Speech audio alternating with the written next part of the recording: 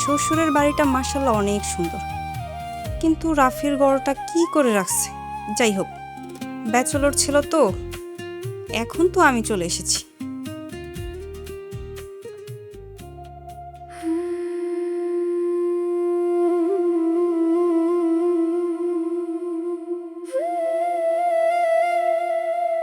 কই, খুব না কান্না করছিলে? আমি নাকি তোমাকে বিয়ে করব না?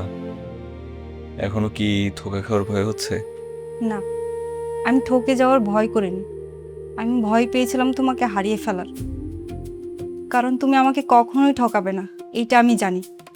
কিন্তু বিধাতা যদি আমাদের এক না করতো, তাহলে হয়তো তোমাকে হারিয়ে ফেলতাম। আল্লাহর হাজার শুক্রিয়া, আজকে তুমি আমার, আমাদের আর কেউ আলাদা করতে পারবে না। চলো বসি।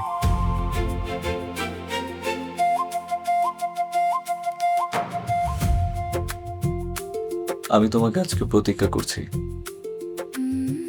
আমি কখনোই তোমাকে কোনো কষ্ট দেব না। তুমি আমার সহধর্মিণী, আল্লাহর মনোনীত মানুষ। আমি কখনো যদি কোনো ভুল করি, তুমি আমাকে বলো।